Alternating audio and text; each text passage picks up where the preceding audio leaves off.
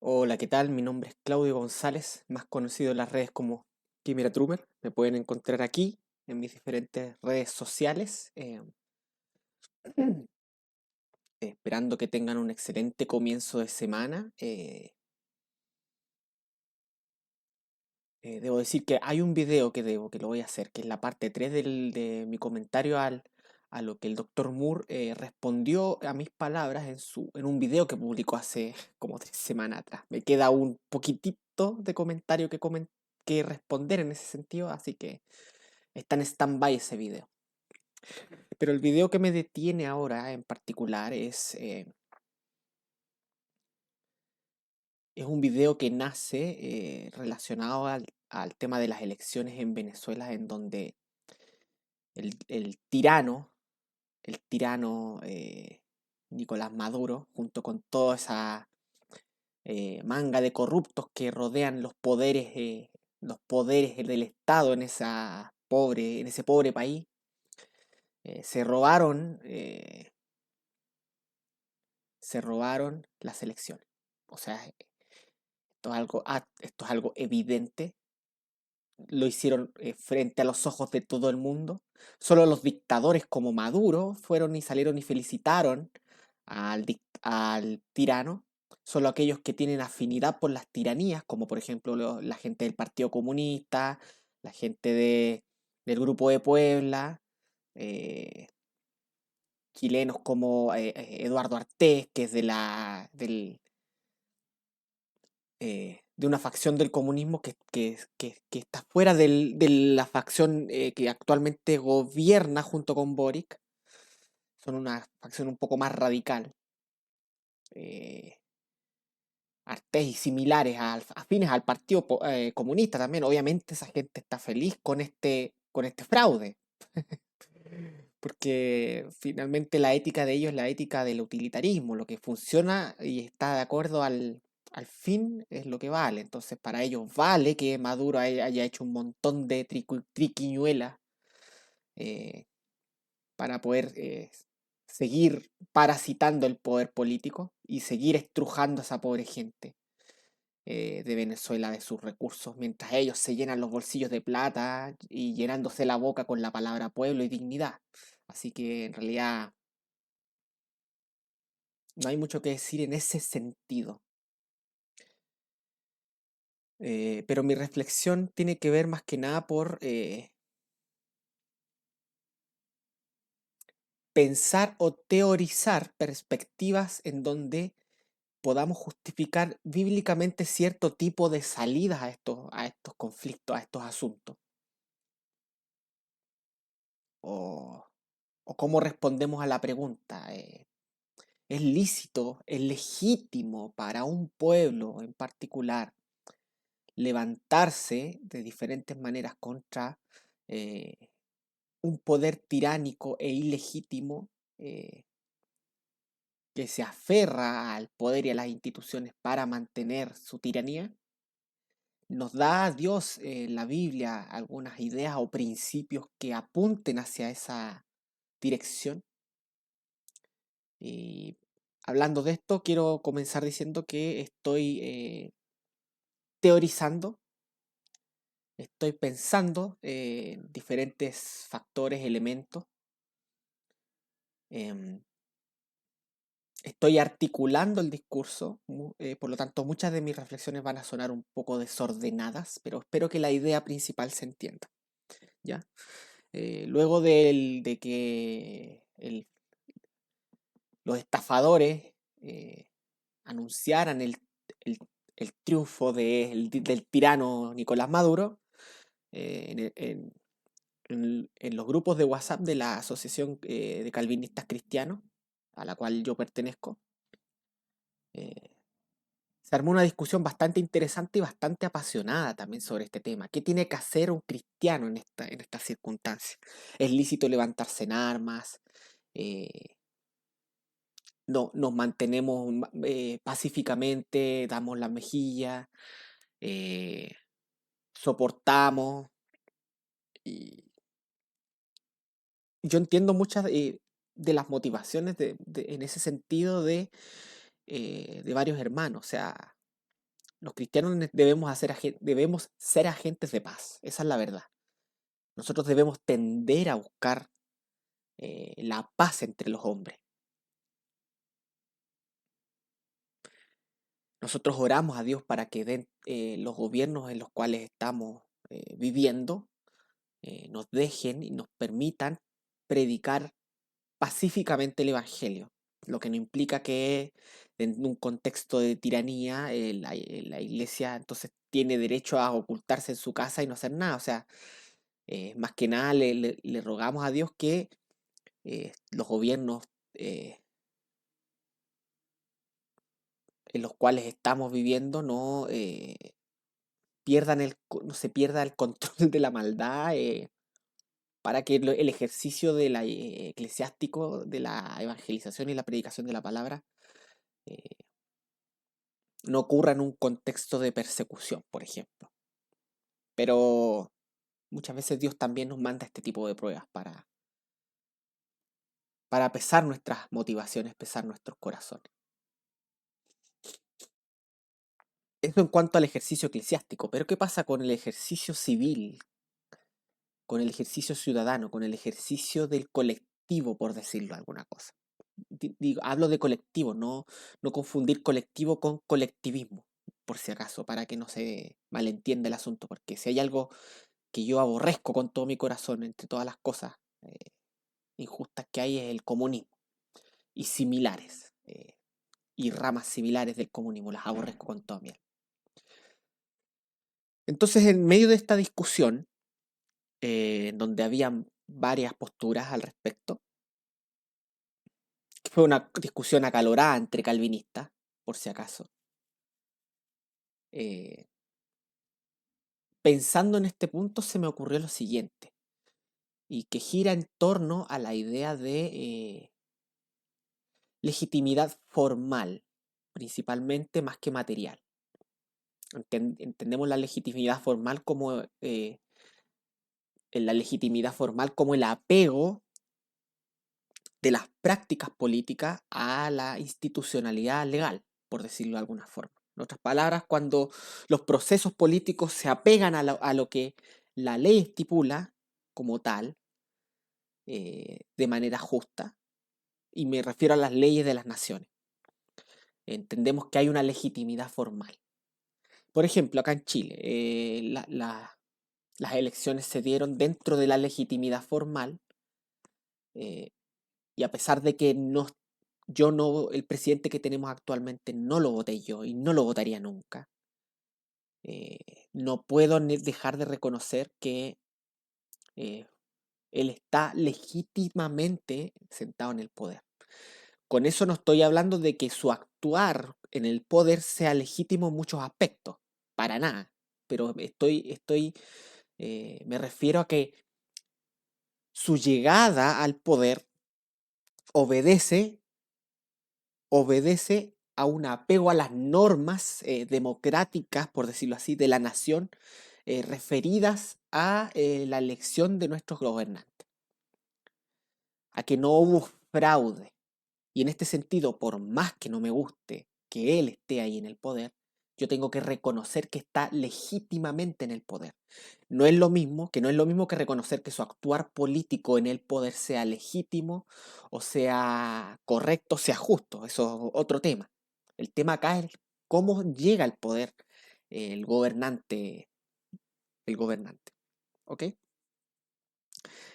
Entonces, en este apego a los principios de la ley, hablamos de legitimidad formal. La legitimidad material se supone que emana de la percepción de legitimidad que tiene el gobernante frente a aquellos que son gobernados por él. Cuando un gobernante eh,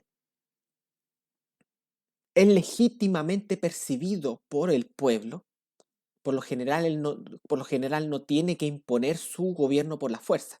Cuando un gobierno utiliza la fuerza para persuadir a la obediencia de aquellos que son gobernados por él, podemos entender que ese gobierno en cierto sentido carece de legitimidad material, es decir, carece de una percepción de legitimidad en el ejercicio de sus funciones.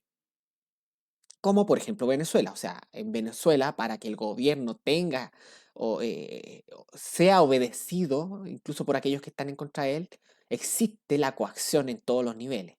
No me refiero a la propaganda per se, pero teniendo el gobierno el monopolio de la fuerza, anda a decirle a Maduro que es un dictador, que es un tirano y ve si eso no te trae consecuencias.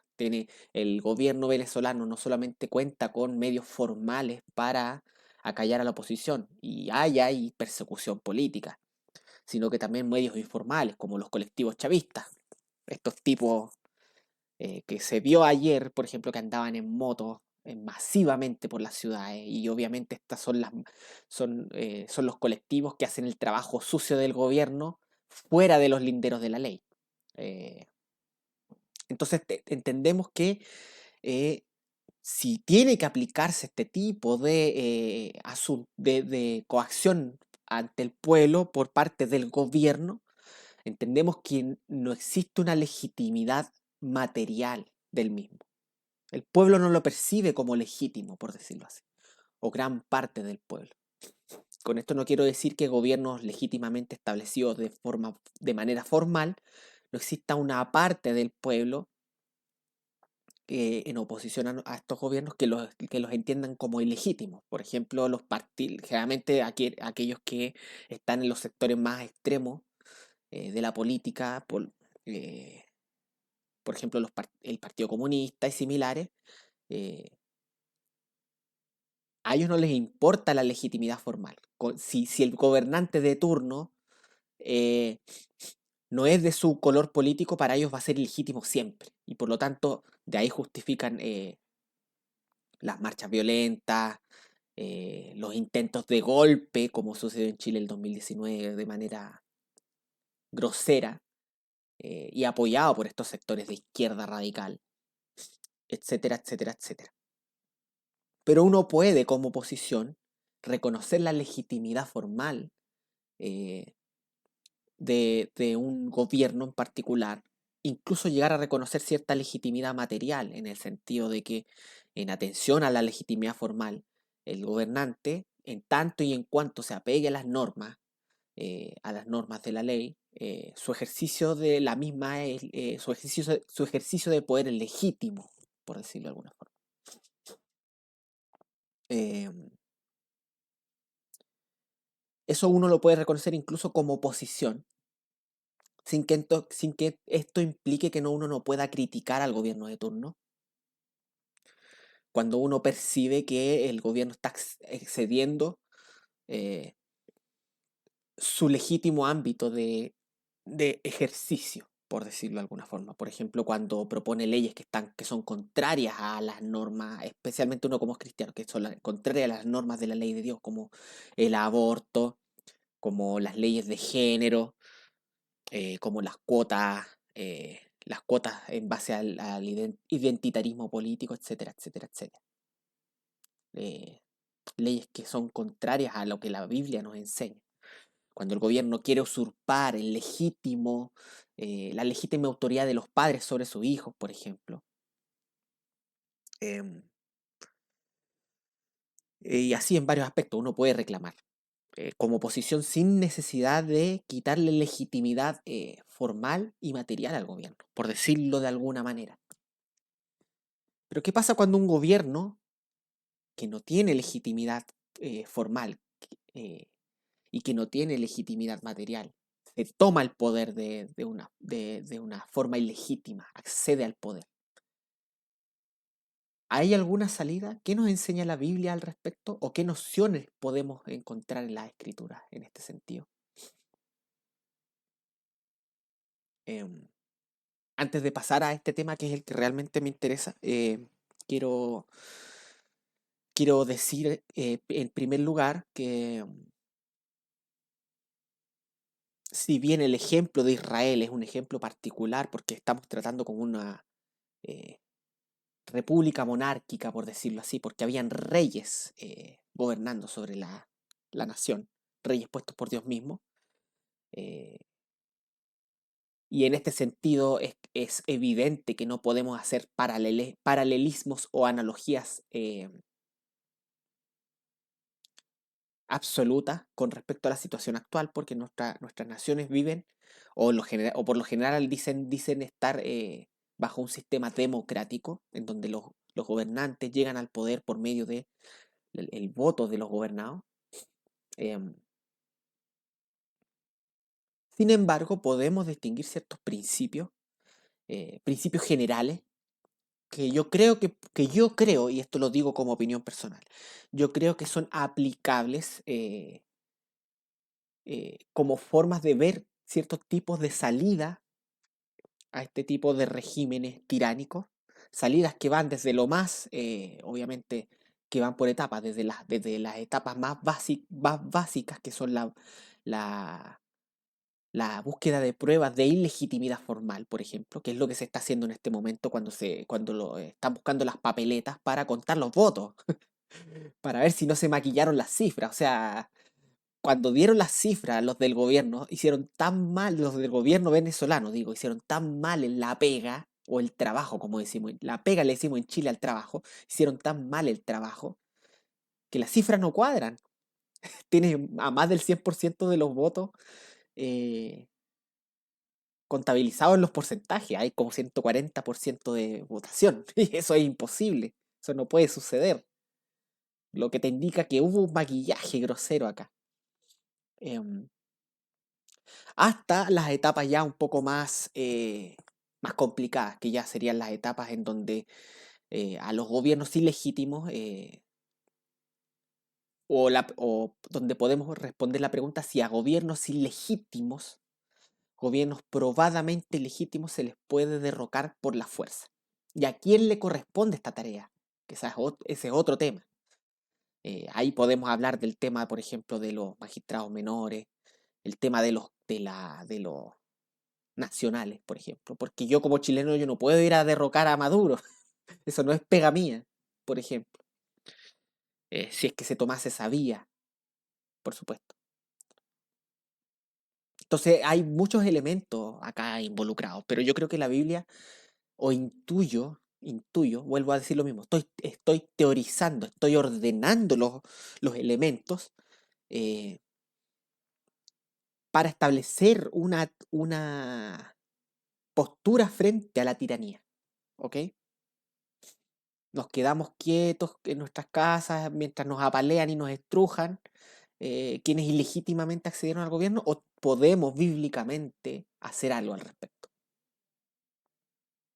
algo real, efectivo y que sea legítimo, dicho sea de paso. ¿Ok? Entonces,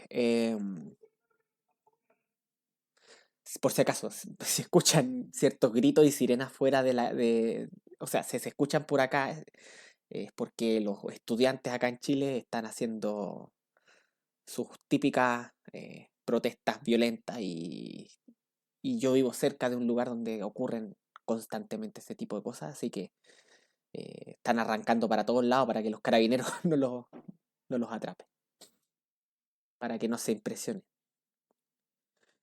Ya, entonces, partamos. Voy a proponer un escenario para que entremos en contexto. Imaginemos que imaginemos a Israel como nación. Tenemos a la nación israelita completa y por lo general eh, los reyes que gobernaban Israel estaban ahí por elección de Dios, es decir, Dios los ponía como tales en el poder.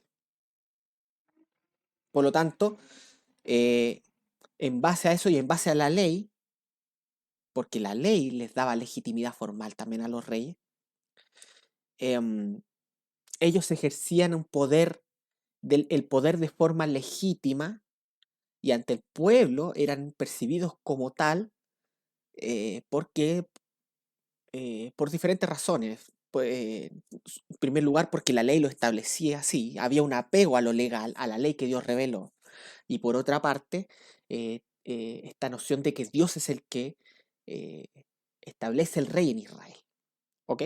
Entonces había una legitimidad material y una legitimidad formal en relación al rey de Israel. No estaba ahí de forma democrática, pero sí estaba ahí de forma legítima, de acuerdo a la forma de gobierno establecida en ese momento. ¿Ok? Ahora bien, ¿qué pasaba? Imaginemos lo siguiente. Un israelita X, ¿qué nombre podríamos ponerle a este israelita X? Eh, Sería entretenido ponerle un nombre. A ver.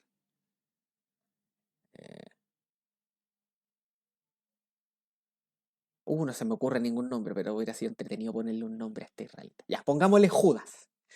Un israelita X Judas, se le ocurre que em, el rey de Israel es un rey ilegítimo, que la ley de Dios no entrega la legitimidad que el rey detenta, y convence a un montón de gente para derrocar a este rey, legítimamente puesto por Dios y apegado a las leyes de la nación de Israel. Arma un golpe de Estado, derroca al rey legítimo, se sienta en el trono y establece junto con su gente una tiranía ante el pueblo de Dios. Ya, tenemos el escenario armado. Mi pregunta en ese escenario es, ¿tiene ese rey, eh, tiene este golpista, por decirlo así, este rey legítimo, derecho al trono? Evidentemente no. En ese sentido, ¿tiene derecho el pueblo a cruzar los brazos? O sea, o sea, ¿tiene el deber el pueblo de cruzar los brazos y no hacer nada y dejar que los gobierne? ¿O ese pueblo tiene derecho, en apego a la legitimidad formal y en obediencia a la legitimidad y en apego también a la legitimidad material, eh, de levantarse de alguna manera contra este rey y sacarlo del poder, incluso llegando a usar la fuerza? Mi intuición personal es que sí. ¿Cómo argumento esto? Primero, vamos por etapas. El pueblo que está en oposición a este rey ilegítimo eh, avanza en etapas. En primer lugar, va la ley de Dios. ¿Qué dice la ley de Dios con respecto a la legitimidad del rey? Teniendo y yo, ojo, estoy poniéndome en el contexto del pueblo de Israel, ellos no votaban democráticamente. Teniendo la ley de Dios, teniendo argumentos legales en la ley de Dios que establecen la ilegitimidad del hombre que está en el poder, eh, avanzamos entonces en etapas. Se le exige por medio de los magistrados menores eh, que en obediencia a la legalidad de la nación, desde donde este rey tirano y golpista tomó el poder, en obediencia a la legalidad de la nación, se le exige que entregue el poder. Entonces el pueblo, en base en obediencia a sus autoridades magisteriales menores, por decirlo de alguna forma, va y le exige a este rey que entregue el poder por las buenas. Obviamente tiene que ser sancionado porque transgredió la ley, levantó sus manos contra el rey, y eso la Biblia lo condena. A nosotros se nos ordena obedecer a nuestras autoridades. Y este tirano que se tomó el poder en Israel, supongamos nuevamente que no quiere entregar el poder y empieza a utilizar la fuerza para mantenerse ahí. Es legítimo entonces para el pueblo, una vez establecida la ilegitimidad legal de este rey, ya pasar a tomar mayores acciones un poco más duras, por decirlo así. Vuelvo a lo mismo, tiendo a pensar que sí, ¿ok? Porque estando ilegítimamente esta persona en el poder, entonces no tiene no tiene legitimidad, valga la redundancia, para ejercer algo que no le compete. Y en honor al principio de la justicia, tiene que ser removido de alguna forma. Algo así como cuando una persona que no es dueña de una casa se toma la casa. Tú vas y le persuades, abandone pacíficamente el inmueble que no le pertenece. Pero si no le pertenece, entonces tú puedes hacer uso legítimo de la fuerza para recuperar el bien usurpado. Entonces acá ocurre una usurpación ilegítima del poder. ¿Ok? Desde ese punto de vista, yo tiendo a pensar que hay una legitimidad bajo esos supuestos y bajo esos argumentos para em, pensar en una recuperación del poder usurpado eh, por medio de la fuerza. Esa es la verdad. Esa es la verdad. Entonces, en cierto sentido, yo tiendo a pensar que estaría justificada la fuerza como etapa final, luego de haberse demostrado la ilegitimidad formal de este gobernante, eh, para derrocarlo como corresponde. ¿Ok? Ese es el ejemplo que yo extraigo y yo percibo de la nación de Israel, por decirlo así. Pero ahora vámonos a nuestras naciones. Antes de partir acá, para poder eh, fundamentar un poco eh, mi argumentación, yo quiero hablar de ciertos elementos que no están presentes en el ejemplo anterior. El primer elemento y el más evidente es el elemento de la forma de gobierno.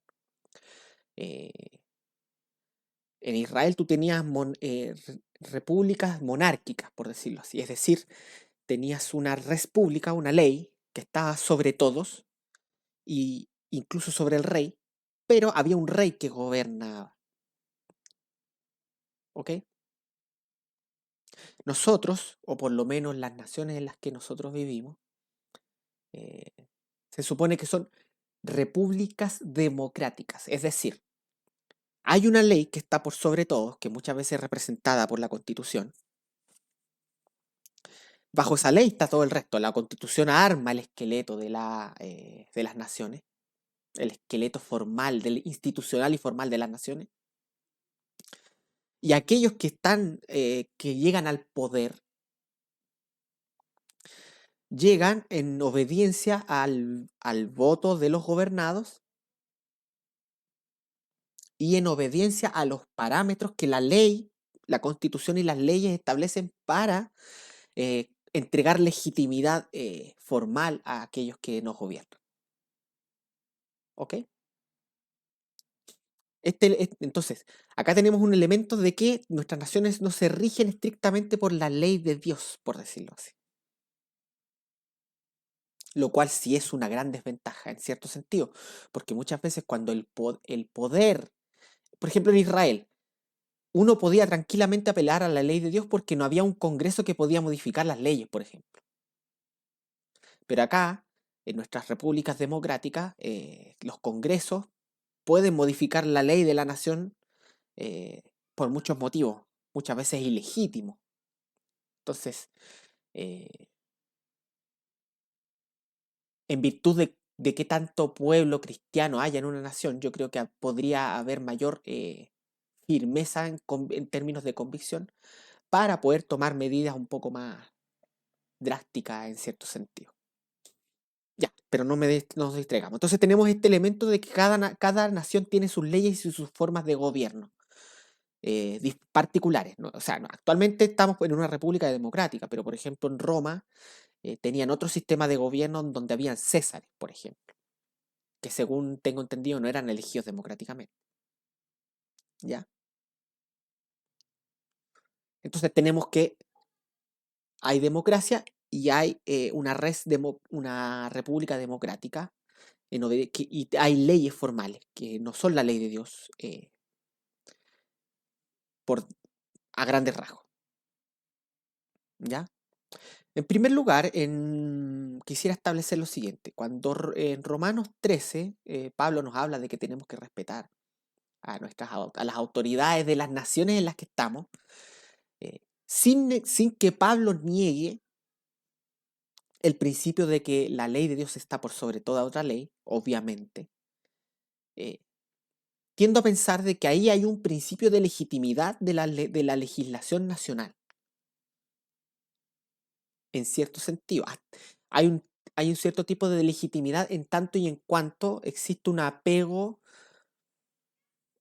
no sabría cómo llamarlo, un apego en espíritu a lo que la ley de Dios enseña, por decirlo de alguna forma. Porque Pablo no les ordena a las iglesias a la iglesia en Roma a armar milicias para derrocar a los gobiernos y establecer gobiernos cristianos, por ejemplo. Pero sí les dice que a las autoridades que están en el ejercicio de las naciones en donde están tienen que ser respetadas. Por lo tanto, ¿y en virtud de qué tienen que ser respetadas? Obviamente, en primer lugar, porque para nosotros las autoridades son puestas por Dios.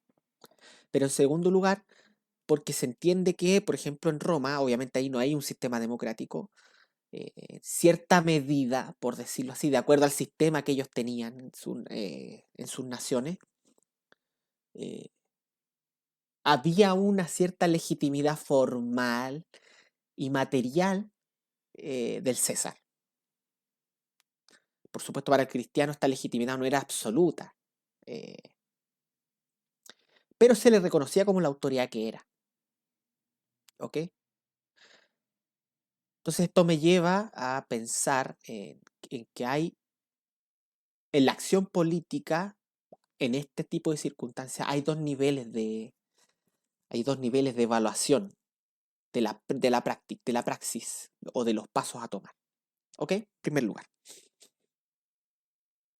Y una posible salida también a los círculos cerrados. Eh, porque si un hombre, por ejemplo, no cree en Dios y todas las leyes son configuradas por el tirano para actuar en contra de ese hombre, ¿a quién va a apelar? ¿A quién apelaría? No existe Dios en su mundo y vive en este sistema cerrado. Si no arranca, porque tendría que arrancar para salir de ahí, ¿a quién podría apelar para exigir justicia? Entonces ahí tenemos otro nivel, que es el nivel superior. Pero vamos a hablar de eso un poco más adelante. Entonces, em,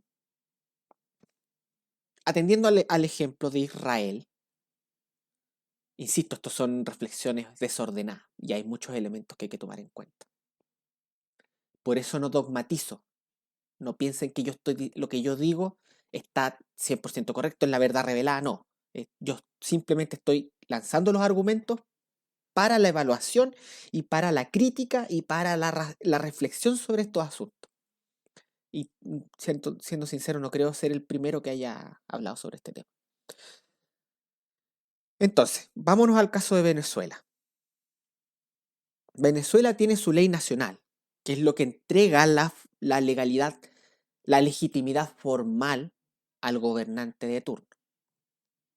Voy a dejar de lado que este tipo está ahí no por la legitimidad de la ley, sino por el poder de la coacción y de la violencia. O sea, al final así se mantienen en el poder estos parásitos, así se mantienen, no se mantienen por legitimidad real, se mantienen por la fuerza. Esa es la verdad.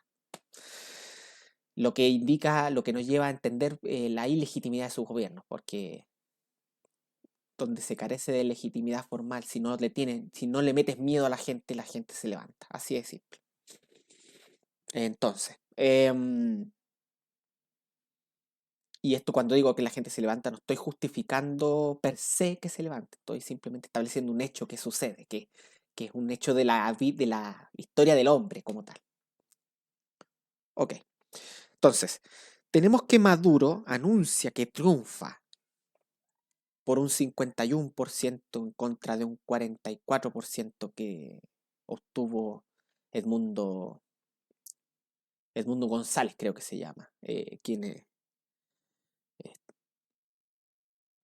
era aquel que iba a estar bajo la sombra de María Corina Machado. Ok, eh, analicemos los hechos. ¿Existe legitimidad formal eh,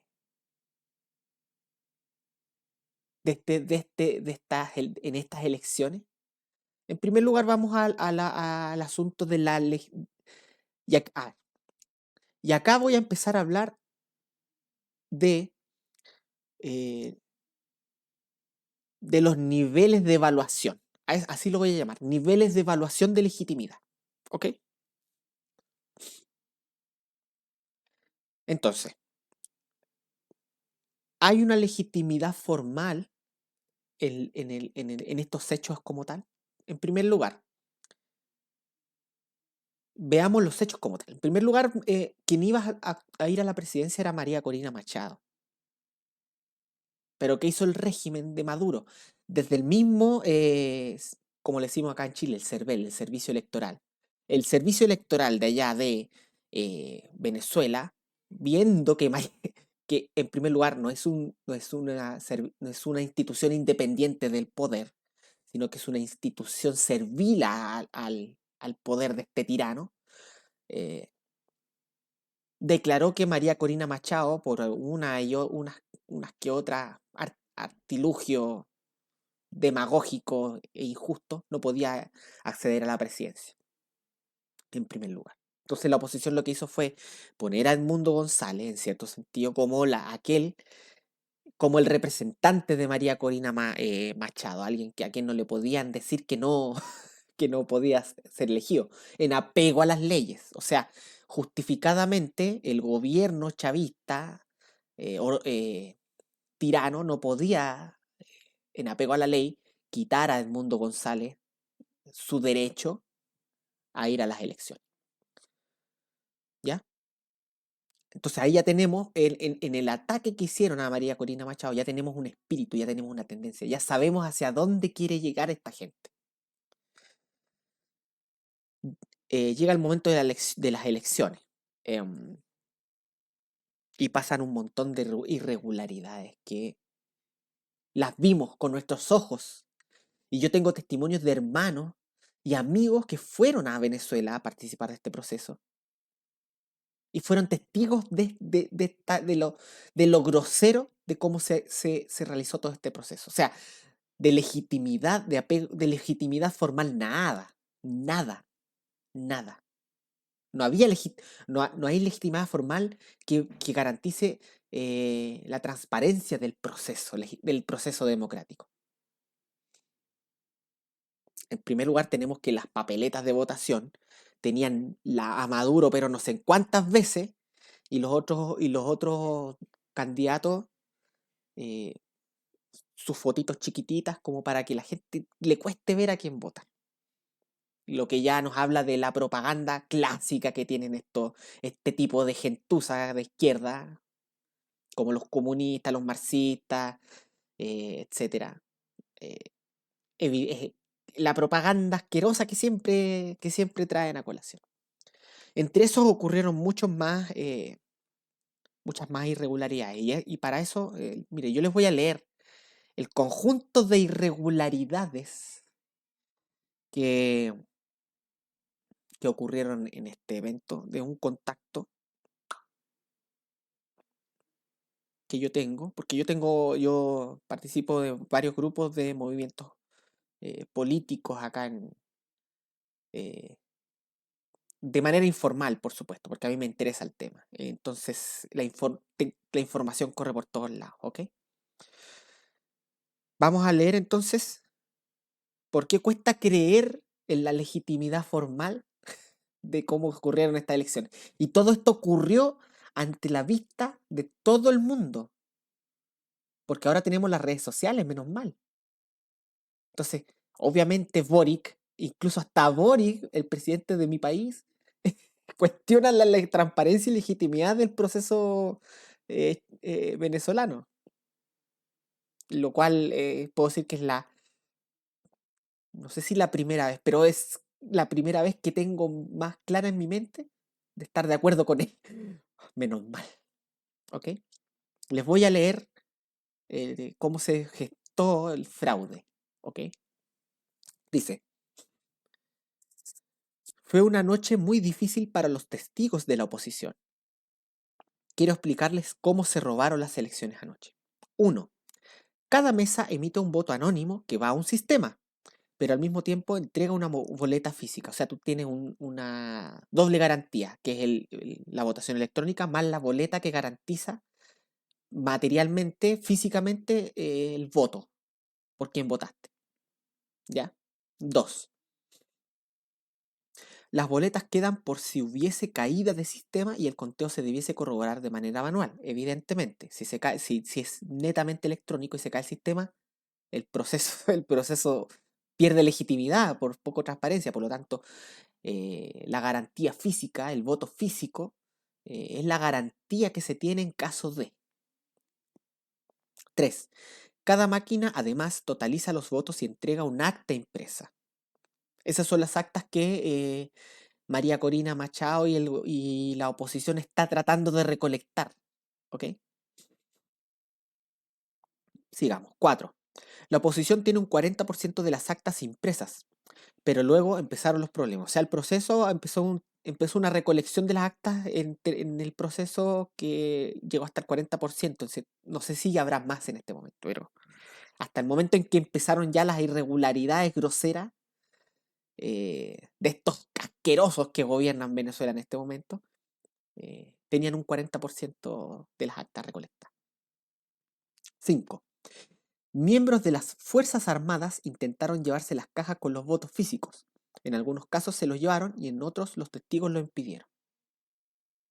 O sea, el régimen asqueroso empezó a usar la fuerza, ya para la fuerza formal, por decirlo así, formal en términos de que el gobierno se entiende que son los medios formales de fuerza, para que tiene el gobierno para el Estado para imponerse en cierto sentido.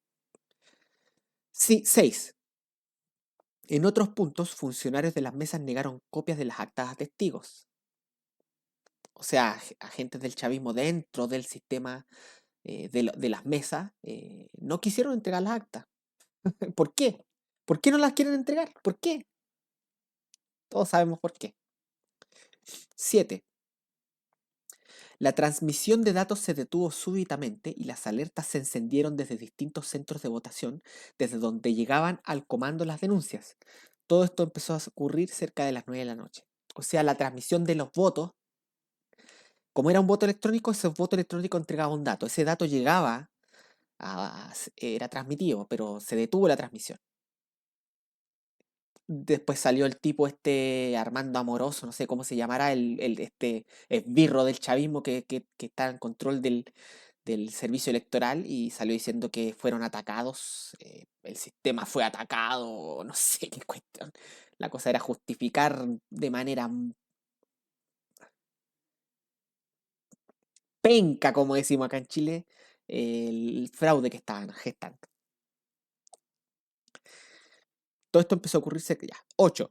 Paralelamente a esa hora, los testigos generales de la oposición fueron impedidos de entrar al CNE para supervisar la transmisión de los datos. Es decir, la gente de oposición, a quienes no se les... ¿Por qué razón no se les... ¿Por qué razón se les impidió ingresar a ver si había transparencia en la transmisión de los datos? Se les impidió ingresar. Eso ya te habla de que el proceso de transparente no tenía nada. 9.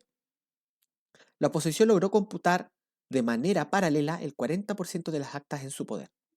En el 99,9 el ganador es Edmundo González en una razón de 2-1 en votos sobre Nicolás Maduro. O sea, las actas que ellos tenían, las que lograron recuperar, daban por ganador a Edmundo González. Y en una razón de 2-1.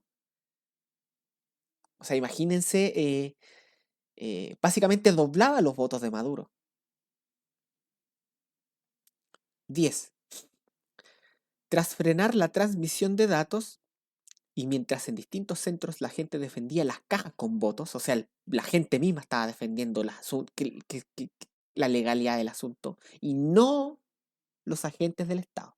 Era la gente, el pueblo el que estaba tratando de defender la legalidad del asunto y no los agentes del Estado.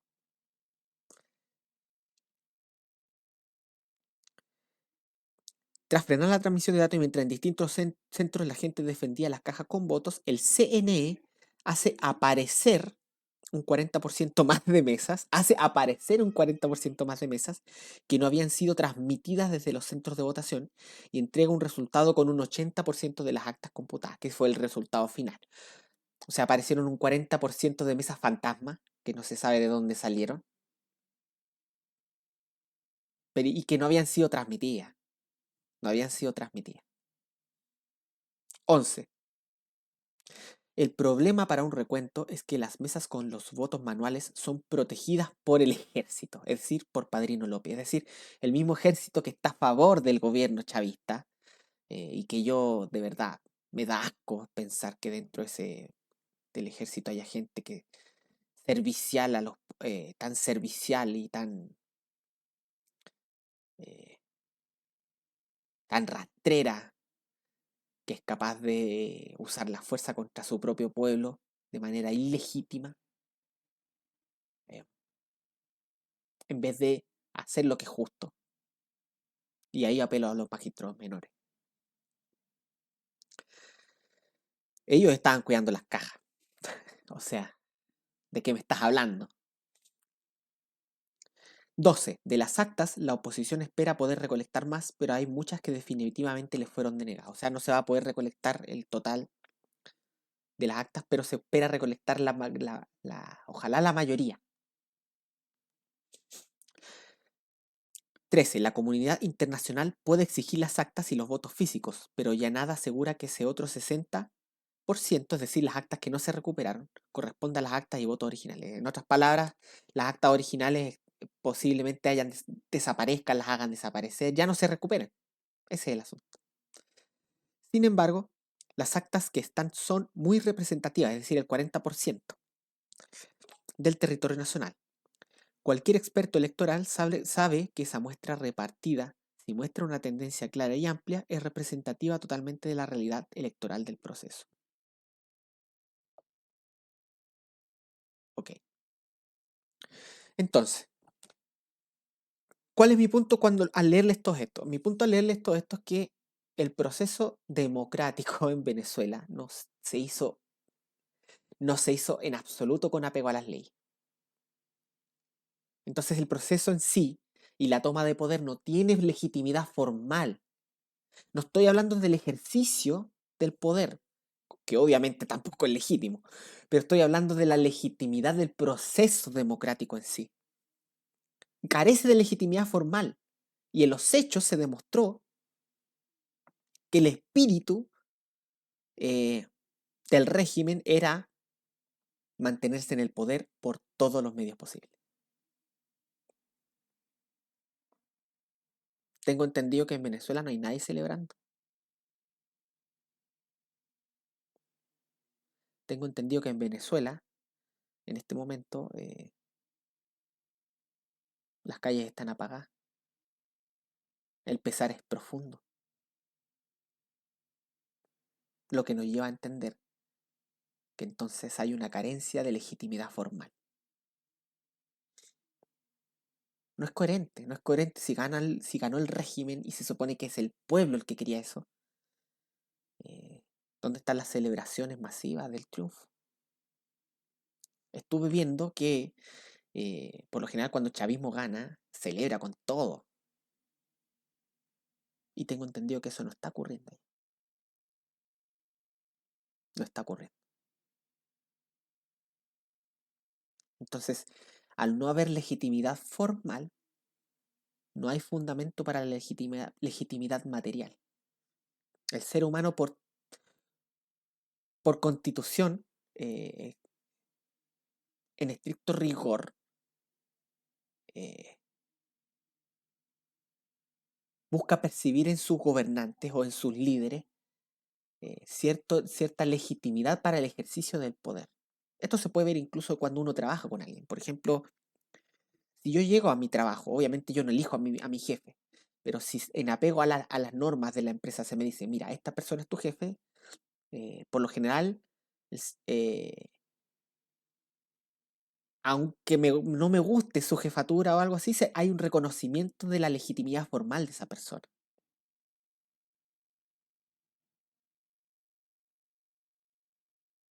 Y esto pasa, y esto es algo que yo de lo cual he sido testigo personalmente, eh, trabajando con compañeros de trabajo que les caen mal ciertos jefes, pero no los desobedecen, porque en su interior ellos saben que son jefes legítimos, en cierto sentido. Están, están formalmente legitimados y no les desobedecen. Es natural en el ser humano ese tipo de reconocimiento, incluso cuando no te guste quién te está gobernando. Pero cuando se carece de legitimidad formal, o sea, de legitimidad formal, digo, propiamente tal. Si el establecimiento de un gobierno, si el establecimiento de un gobernante no está clarificado, fundamentado en ley, en la ley, en lo formalmente legítimo, cuesta mucho que una persona reconozca tal autoridad. Es como si uno de mis compañeros de trabajo, cualquiera X, va y me dice, me da una orden. Yo, personalmente, mi espíritu me va a hacer preguntar, ¿y por qué tú me estás dando órdenes si tú no eres mi jefe?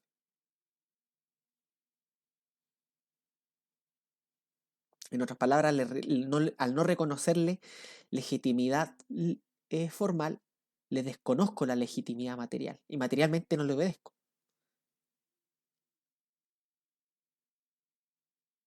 ¿Se entiende? Entonces tenemos que este tipo, Nicolás Maduro, el tirano que ahora se impuso ilegítimamente sobre Venezuela, eh, carece de legitimidad formal. Y la forma en cómo se tomó esto, tanto allá como alrededor del mundo, de la gente, de los venezolanos como tal, demuestra que hay una carencia de legitimidad material también. Entonces, mi pregunta es, ¿existe algún grado de legitimidad o de justificación por parte de los principios que nos enseña la Biblia de Dios para que los pueblos o la gente, en cierto sentido, puedan tomar pasos graduales en contra de la tiranía? ¿Existen? Vámonos entonces a este asunto. Vimos es que en Israel este tirano que se toma el poder y derroca al rey legalmente, legítimamente instituido por Dios, carece de legitimidad formal. Entonces el pueblo apelando a la a la formalidad, le exige a este gobernante que salga del poder.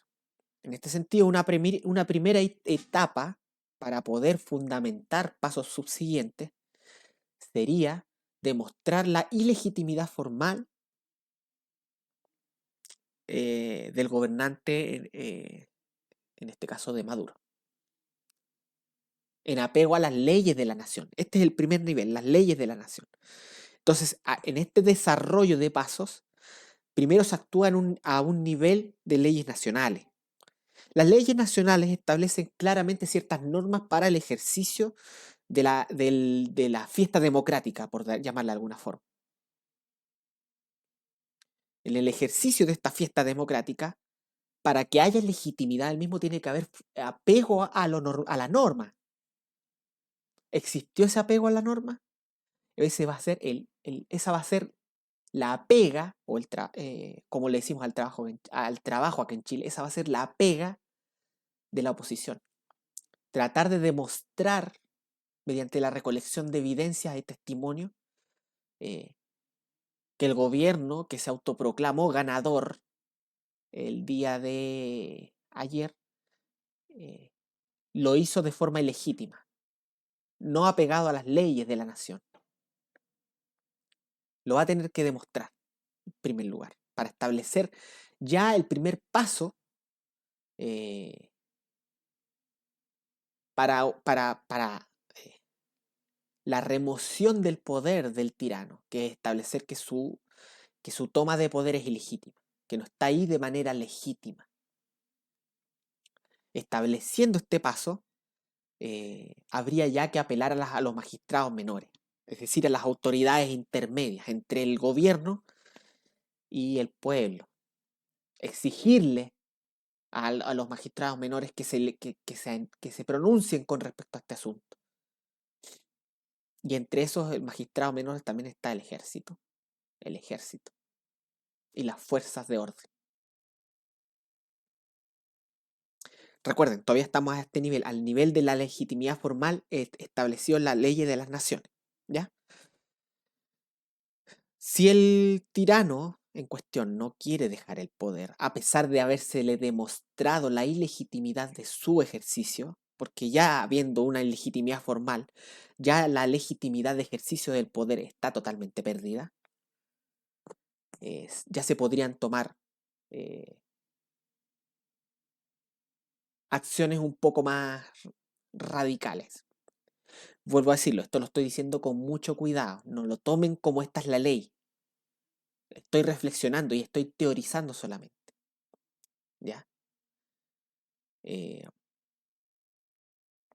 Así como si este rey legítimo en Israel insiste en mantenerse el poder por medio de la fuerza, ya que no entendió, eh, y, eh, ya que no se quiso someter a la legitimidad de la ley, pierde el favor de la ley, por decirlo de alguna forma.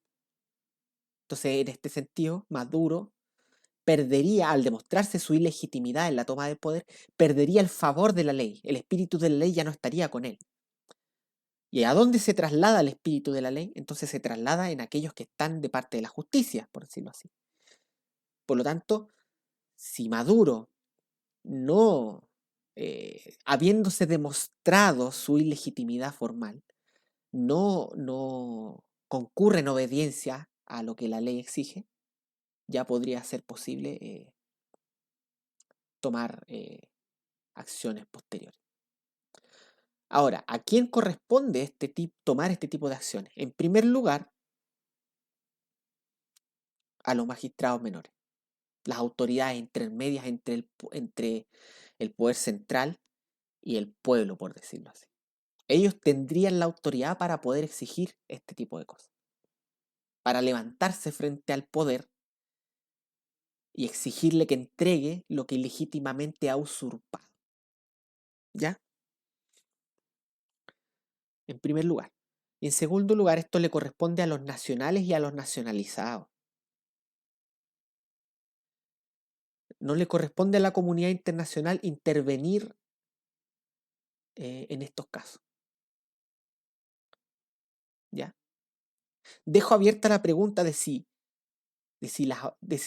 aquellos que, eh, detrás de los cuales el espíritu de la ley está, es decir, aquellos que legítimamente tienen un reclamo ante esta autoridad ilegítima, eh, piden ayuda internacional, dejo abierta la pregunta de si es posible que las naciones ayuden a esta posición, por decirlo de alguna forma, de si existe la legitimidad de ejercer algún tipo de alianza en contra de las tiranías, por decirlo de alguna forma.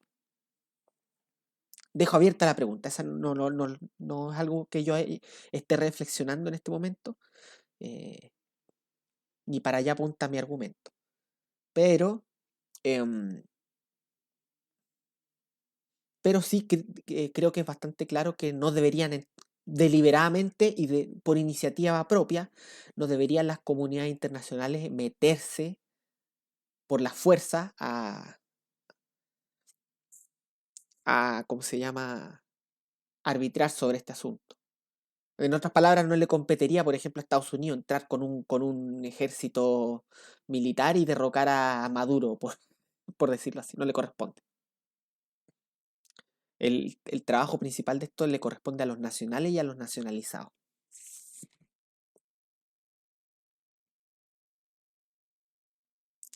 Primero y principalmente a los magistrados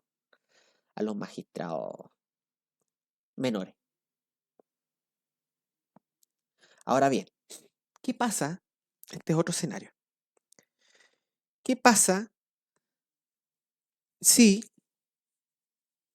en atención a esta ilegitimidad formal el gobierno usurpador comienza a manejar las redes y a modificar las leyes, lo cual es bastante atrevido? Pero puede pasar, es bastante atrevido, pero puede pasar.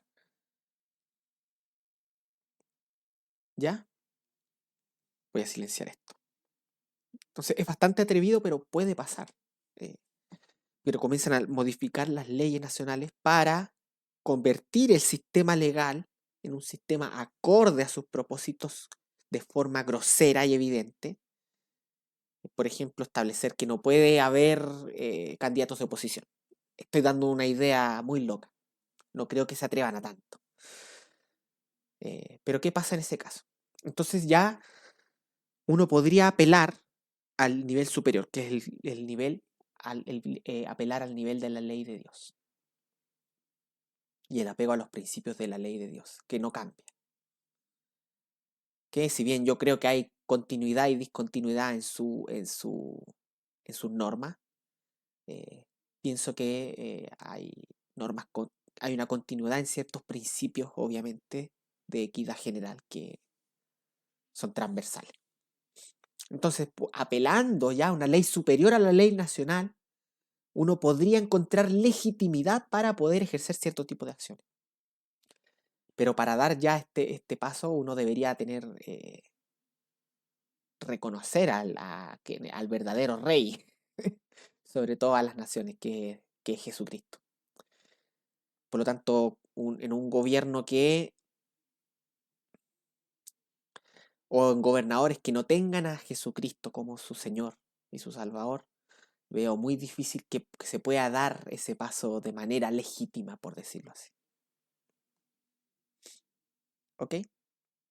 Bueno, a grandes rasgos, eh, a grandes rasgos, mi punto acá para resumir todo esto es que atendiendo a ciertos principios bíblicos, ya, especialmente el principio de legitimidad, de legitimidad en el acceso del poder, eh, y aplicándolos a las circunstancias de las naciones, yo intuyo, teorizo, sin dogmatizar, que existe una posibilidad de salida legítima eh, en la palabra de Dios, eh, que se basa en el hecho de la pérdida de legitimidad formal de un gobierno del proceso democrático. La pérdida de legitimidad formal del proceso democrático. Entonces, si el proceso democrático funcionó de manera ilegítima, eh, entonces se podrían dar en razón del espíritu de la ley y con el apoyo del espíritu de la ley, porque el gobierno ilegítimo pierde el favor de la ley, por decirlo de alguna forma, lo pierde. Entonces, se podría hacer que aquellos que tienen el favor de la ley de su parte, pueden tomar acciones al respecto, yendo obviamente por etapas. Lo ideal es que vayan desde las etapas más básicas, que es el establecimiento de la ilegitimidad y el exigir en base al espíritu de la ley y en base a la ley misma, a las leyes mismas, que los usurpadores abandonen el poder, hasta ya pasos un poco más radicales, por decirlo de alguna forma. Eso, ahí tenemos algo en lo que pensar al respecto. Pienso que personalmente pienso que es una teoría bastante plausible, que no contradice el principio de respeto a las autoridades, porque el respeto a las autoridades presupone legitimidad de las mismas en el poder, por lo menos de parte de los nacionales. Por ejemplo, yo no sé, si voy a Venezuela y Maduro es el presidente, a mí no me corresponde desconocer su autoridad porque yo no soy venezolano, yo soy un extranjero. No me corresponde a mí también, no me corresponde a mí también levantar un ejército en contra del usurpador, por decirlo de alguna forma. Em, Porque yo no soy nacional de allá, no es mi país, no tengo nada que ver en ese sentido, no es mi problema directo, por decirlo de alguna forma.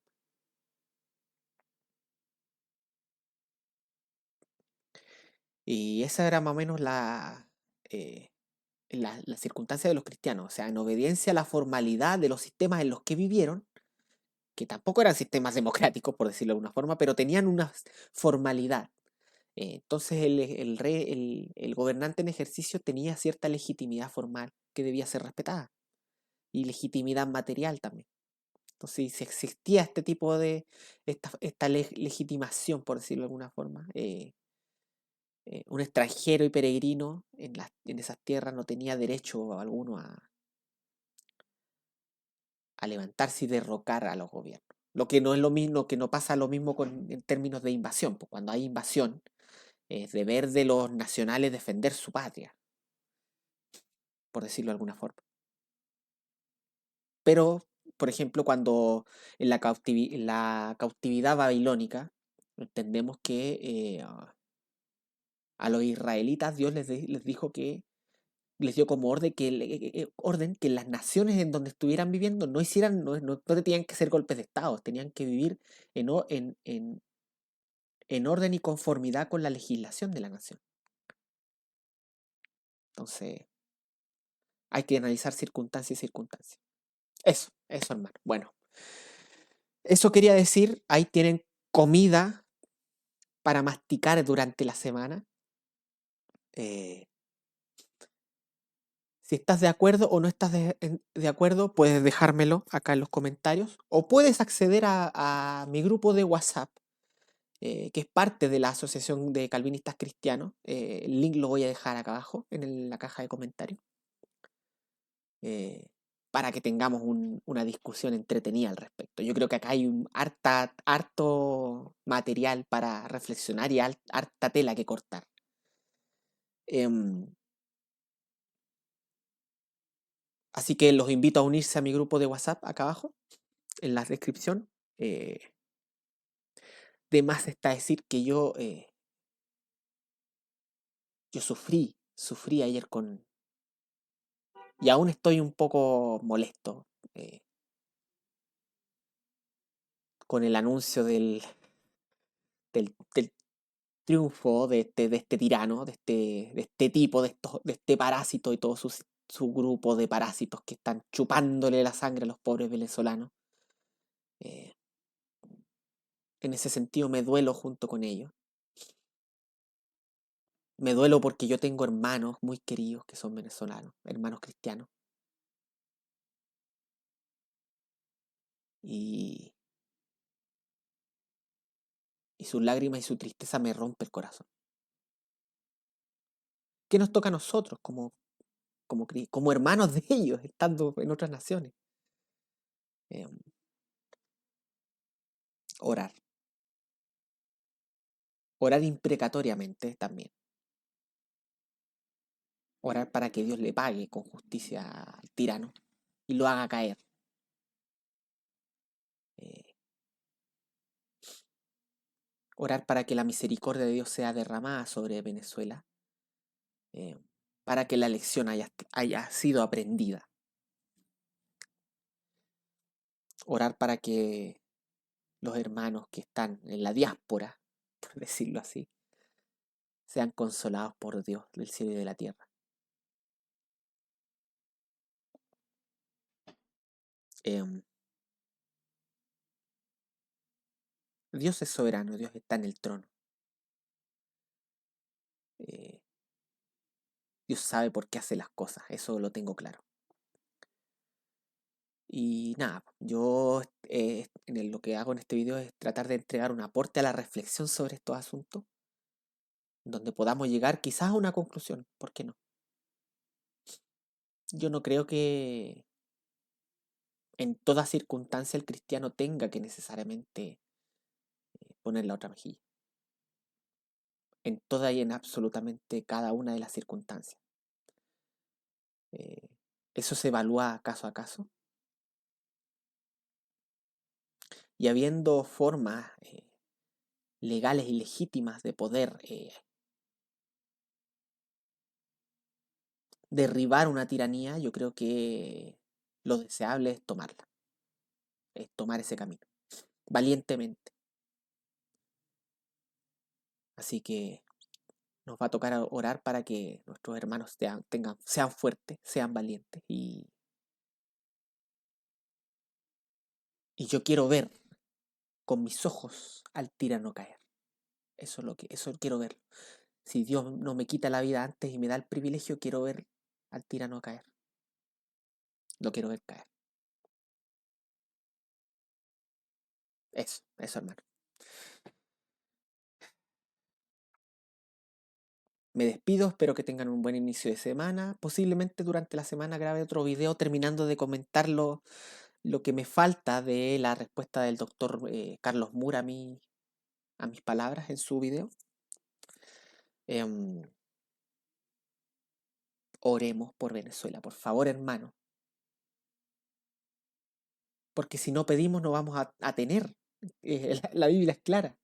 Si no pedimos, no tenemos. Así que hermanos venezolanos y chilenos también y alrededor del mundo que vean este video, eh, oremos por ese país de una vez por todas, para que Dios saque de una vez por todas a esos gobiernos asquerosos que los tienen sometidos. Eh, Chile es un paraíso al lado de ese infierno, aún teniendo a Gabriel Boric en el poder. Pero no estamos fuera del peligro nosotros mismos, así que a los pastores en la iglesia, nuevamente, como lo he dicho muchas veces, eduquen a su gente en los principios bíblicos para que tomen decisiones sabias y no estén votando por gente como Maduro o como Boric o como Camila Vallejo, por ejemplo, para que nos gobiernen. Por favor, por favor. Em, Me duelo con el pueblo venezolano, me duele, de verdad me dolió ayer y todavía me sigue doliendo. Pero yo sé que Dios está al control y algo va a hacer. Y espero verlo con mis ojos. Quiero con estos ojos ver cómo cae el tirano. Eso. Em,